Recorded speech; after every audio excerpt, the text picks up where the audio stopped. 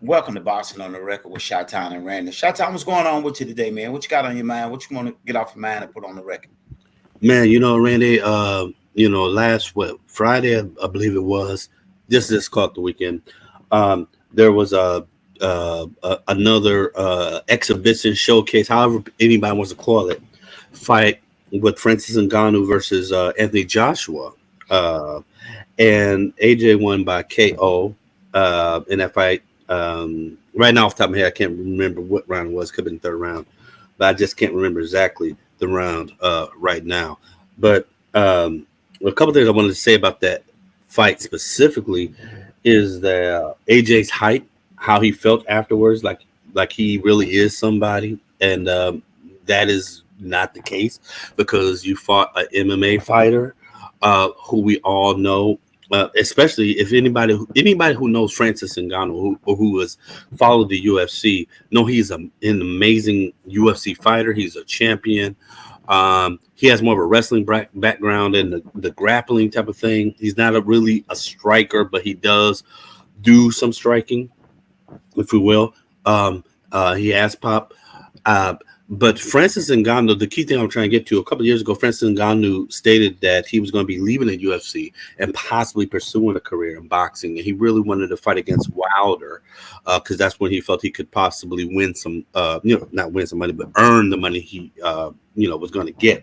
We all knew that if he fought a legitimate boxer, he was never going to win. And especially somebody like Wilder, we knew Wilder would send him to the grave. But Wilder, in his fairness, stated that he will give him they would do one fight in boxing under boxing rules, and then they will do another fight under UFC rules, just to make it fair. And we knew Wilder would have zero for Francis if they fought in the UFC rules. Whatever happened with that whole thing a couple years ago, he and Wilder, it never materialized. They never fought. But Francis stayed on his quest. He fought against Tyson Fury. A lot of people got happy because he knocked Tyson down. My statement was that Tyson just really never took him seriously, never trained for the fight, just like Floyd doesn't train hard for any of those little exhibition fights, he has. So he comes in a little bit out of shape, doesn't try to do too much because he knows what he can do against the person. And so a lot of people got extremely happy about what Francis did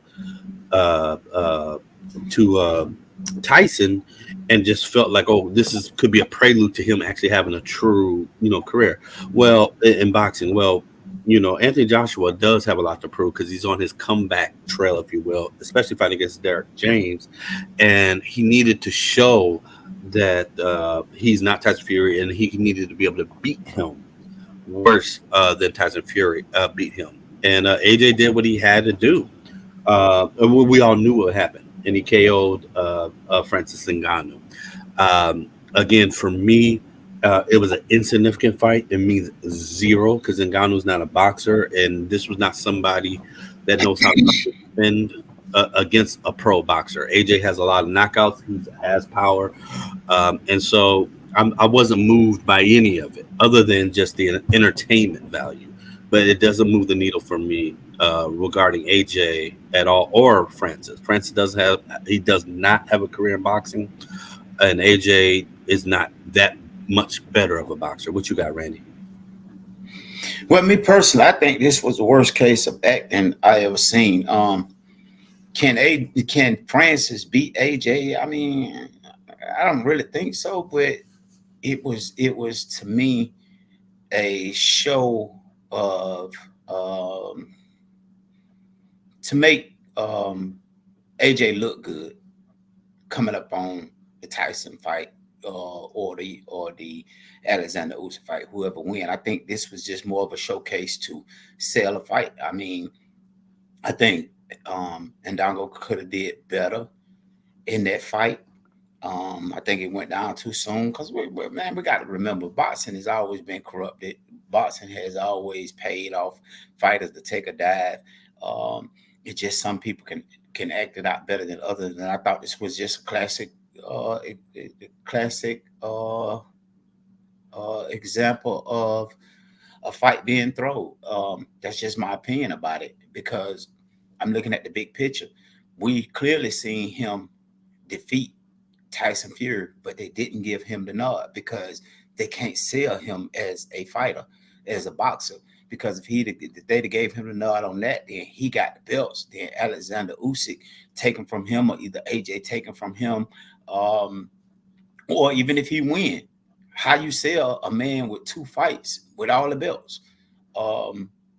That's a disrespect to the sport of boxing. That's a disrespect to the fighters. So I think it was just a ploy just to sell this undisputed fight, or the fight after the undisputed fight, because AJ name hasn't really been popping like it used to. So what better way to get it popping by the guy that knocked Tyson Fury down?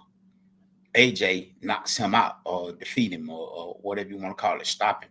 So that makes the fight more intriguing when it comes to trying to sell AJ on the winner of the Tyson Fury Alexander Usyk fight. So that's just my opinion about it. I could be dead wrong, but there's a lot of people on YouTube dead wrong. There's a lot of people right, but don't nobody really know because ain't nobody is there. So everybody pretty much had their own opinion about it. Some opinions is stronger and some opinions just closer to what actually is going on. So, but that's my opinion about it, man. I think it's just a ploy just to sell a fight and to boost AJ name, because AJ ain't been looking too hot lately. His name is not ringing like it used to, and that's what I got on it. Man, Randy, you know, I gotta say, in the background, I actually was chuckling just a little bit, just briefly. Okay, but I'm gonna keep my mic open. So I may be chuckling a little bit louder, but I didn't want to interrupt anything that you said, because you had a lot of valid points, and I did not want those to be overlooked at all with my little, behavior, if you will. One of the things you stated is boxing has been corrupt since, whenever, and that's absolutely true, and we know that going in. Another thing you said, AJ's name hasn't been looking good, and so AJ's supposed to be the mandatory for whoever wins the Fury Usyk fight in May, I believe it is. And again, that is extremely valid. How can we hype that thing up if AJ's been looking soft and false and Fury's looking soft and false? Come on. Everything you're saying is right. And then we got a man that knocked down Fury, and now we got you just knocking, like, so-called destroying him like that. What sells that fight better than that? Bruh, every single last thing you said, I don't think there's it. I mean, there may be an argument against it, but I don't think there's any like legitimate argument against it, because that is true, bro. That is 1,000% true. That's how boxing works. That's how it's been working. That's how it always gets down. So I could see how exactly you could come to that type of conclusion. I'm not even going to go against that with that regards. What I will say, though, is that it was a legitimate knockdown. And it is because of the fact that Francis, as an MMA fighters, they do striking.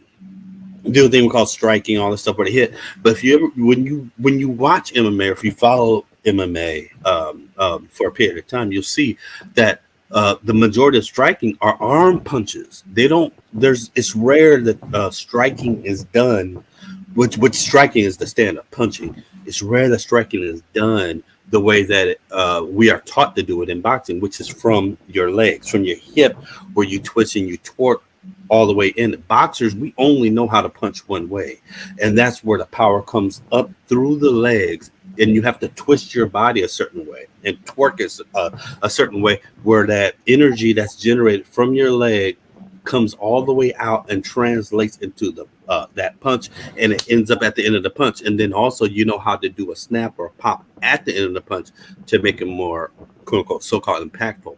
But that's how the boxer punches. But then the person that's receiving the punch as a boxer or defender knows to either move the head, or they block it with the arms, or they roll with it. That takes off some of that, what you call that force of the punch. Rolling with it means that when that punch comes directly at your jaw, whichever side it's coming, from, that you move your head in that exact same direction that's going, as opposed to moving your head against it. If you move your head against it, or you keep your head standing still, that increases that impact of that particular punch. But if you move your head in the direction that the punch is going towards, or going, going away on a certain thing, it takes away some of that force from it, and so it's not as impactful. And if you notice, you will see that in the UFC fighters, but you definitely saw that in Francis. He didn't roll with his punch, and a lot of people in boxing who end up getting knocked out, you don't see them rolling with it, and the punch lands flush, and you see them drop. And so it was just like a straight up legit punch. That's how I'll go ahead and wind my last response to everything right there. Go ahead, baby. What you got? In mind with yeah, I understand that from watching boxing my whole life, like you've been watching boxing your whole life. But I also have to take into consideration that Francis is an MMA fighter. They fight with less padding, almost bare knuckle, if you will. So for me, I'm not really fully convinced that AJ is hitting that hard to knock him out with gloves on like he did. I mean, could be, might be, might not. But me personally, I'm not convinced that he would knock him out like that, because I don't think AJ is really hitting that hard. I mean, AJ is not a knockout artist. So you got padding on. That's almost, to me, looking at it from a standpoint from an 8-ounce glove to a 10-ounce glove, or 6-ounce glove to a 10-ounce glove. So the chances on you getting knocked out is very less likely the more you go up in ounces on the glove. So that's how, in mind with that being said, we're out of here. Last year. Peace.